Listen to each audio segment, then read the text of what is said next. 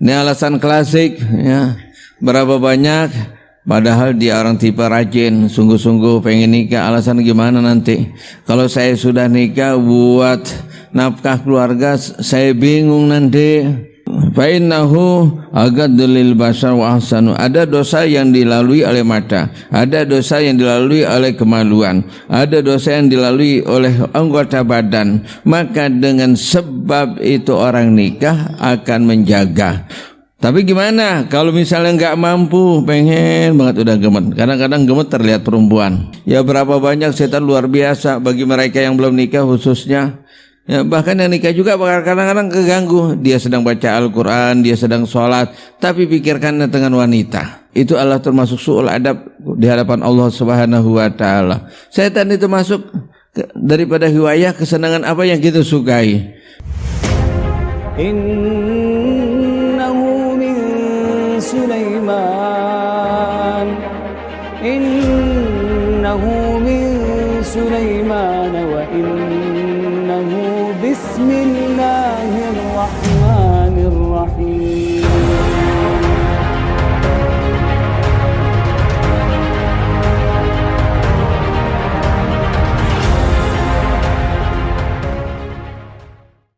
Alhamdulillah wassalatu wassalamu ala Rasulillah wa ala alihi wa sahbihi wa wawalah amma ba'du.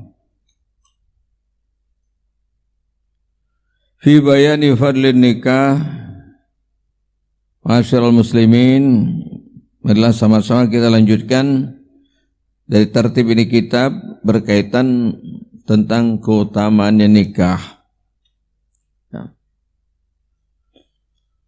Pernah Rasulullah SAW menyatakan bahwa nikah di mana seorang laki meletakkan syahwatnya pada yang halal itu adalah merupakan pahala ganjaran. Pada waktu saat dilarang meletakkan dia kepada sesuatu yang diharamkan, maka nikah pada waktu saat dimubahkan dan dibolehkan, maka akan mendapatkan pahala ganjaran yang besar. Allah Subhanahu wa Ta'ala semoga merahmati kita. Wa'lamu rahimahullah ta'ala anna lin nikah fadlan wa fawaid. Sesungguhnya bagi nikah itu mendapatkan keutamaan dan juga faedah-faedah yang besar, wa manafi dan manfaat-manfaat. Baik ditinjau dari segi duniawiyahnya, sejurusan dunianya, jagaan akhiratnya nanti. Ini enggak terlalu mendalam ya, karena santri lagi belajar. Ya, lewatin aja udah.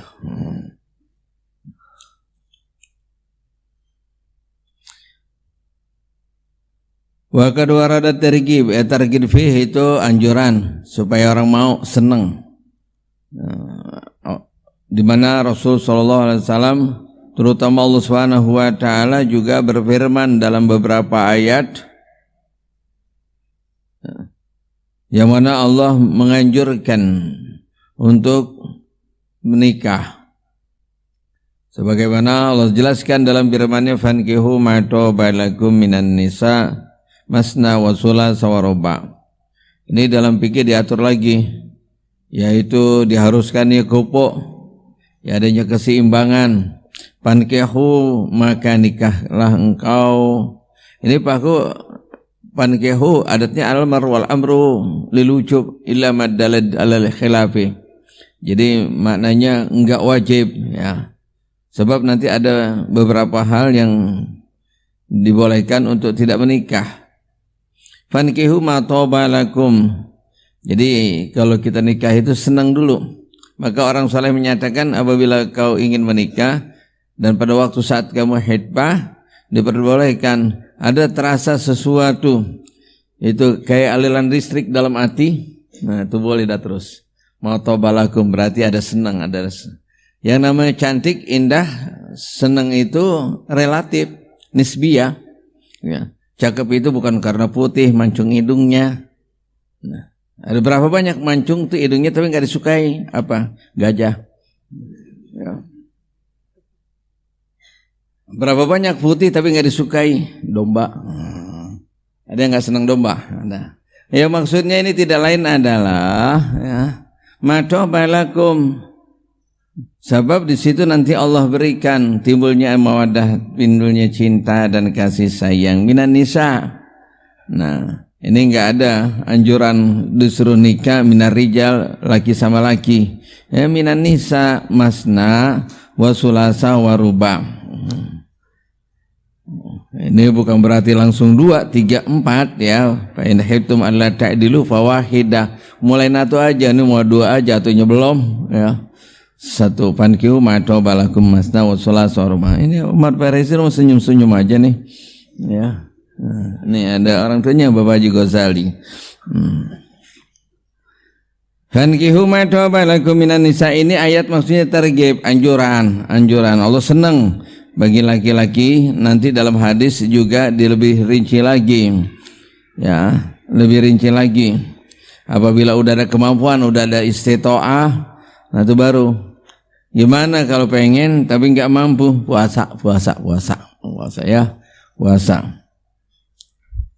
Sebagaimana juga ayat berikutnya, surah berikutnya dalam surat An-Nisa, wankihul ayyama minkum wasalihin min imaikum wa imaikum yakunu fuqara yughnihimullahu min fadli wallahu wasi'un alim.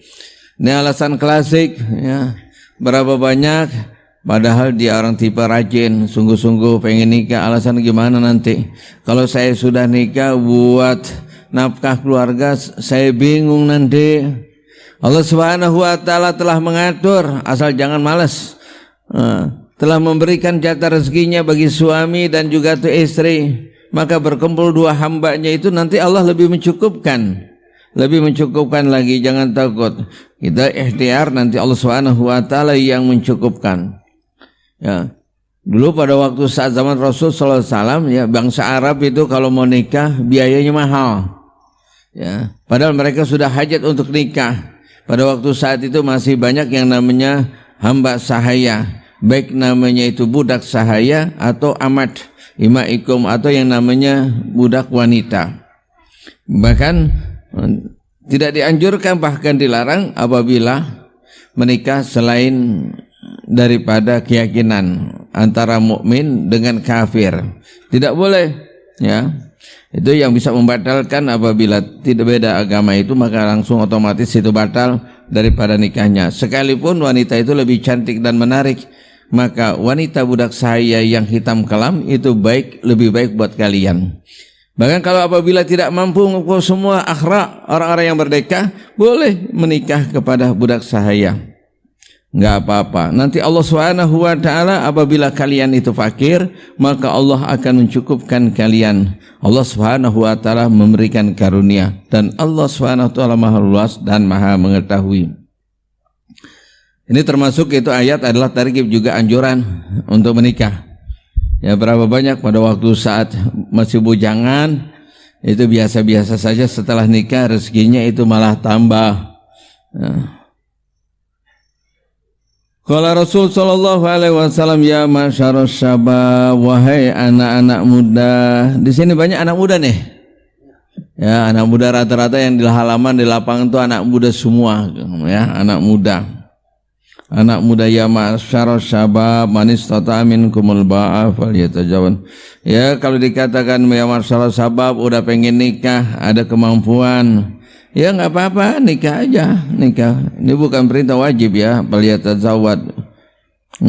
Fa innahu agaddu lil basar wa ahsanu. Ada dosa yang dilalui oleh mata, ada dosa yang dilalui oleh kemaluan, ada dosa yang dilalui oleh anggota badan. Maka dengan sebab itu orang nikah akan menjaga dari dan mengurangi dan bahkan menjaga sepenuhnya daripada dosa mata dan juga kemaluan. Tapi gimana kalau misalnya nggak mampu, pengen banget udah gemet. Kadang-kadang gemet terlihat perempuan. Nah, nggak punya duit, nggak punya kemampuan, nggak punya apa-apa. Puasa.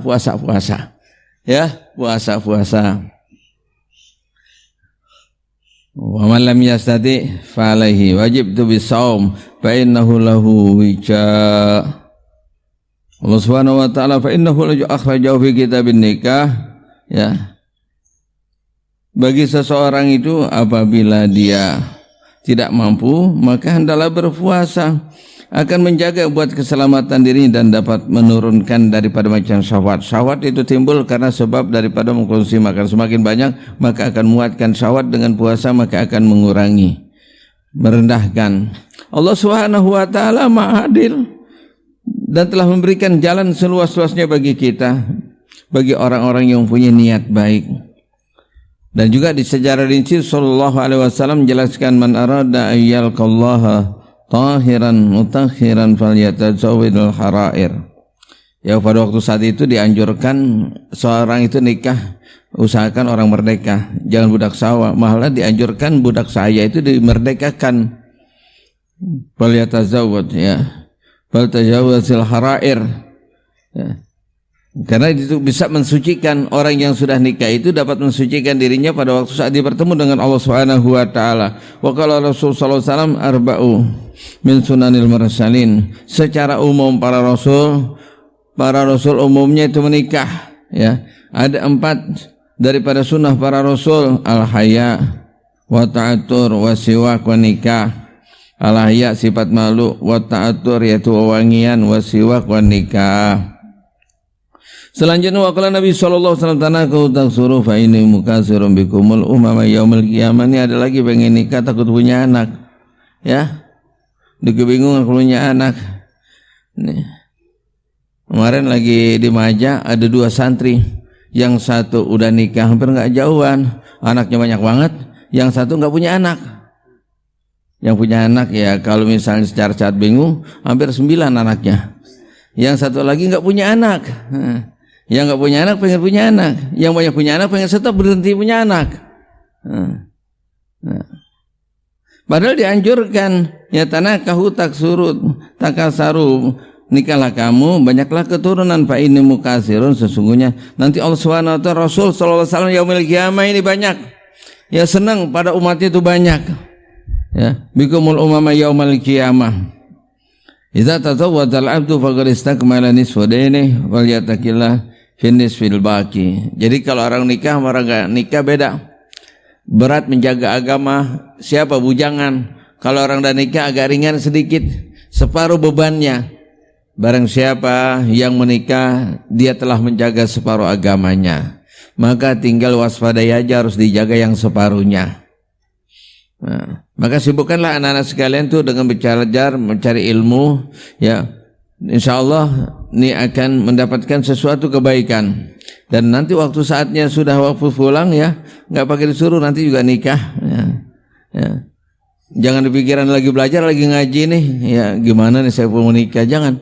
Calon kamu tuh masih lagi sekolah TK, ya, masih kecil-kecil, belum waktunya. Itu saya sampaikan, benar nyatanya pada waktu saat itu alumni, umur kamu berapa waktu saat nyantren, umur kamu, istri kamu lahirnya kapan, benar waktu saat kamu nikah, berarti istri kamu itu waktu sholat TK, persis apa yang dikatakan. Wa qala Ibnu Abbas radhiyallahu anhuma, la yamna'u minan nikah illa ajazun au ujur, ya. Ada satu penyakit yang diperbolehkan untuk nikah. La yamna'u, tidak boleh mencegah, semuanya itu harus nikah, kecuali yang lemah. Ya, lemah macam-macam. Sebab ada laki-laki dia punya penyakit namanya lemah. Mau lemah apanya? Ya sudah maklum. Orang dulu apaan tuh? Impoten apa ya? Ya. Oh, bujur. Ya kalau misalnya dia kagak baik, ya juga jangan memberikan suatu madarat itu lebih banyak, ya, dan sebab nikah dibandingkan manfaatnya. Qultu wa fin nikah faragun lil qalbi min wasa'is syaitan fima yata'allaqu bin nisa. Paling tidak ini kita akan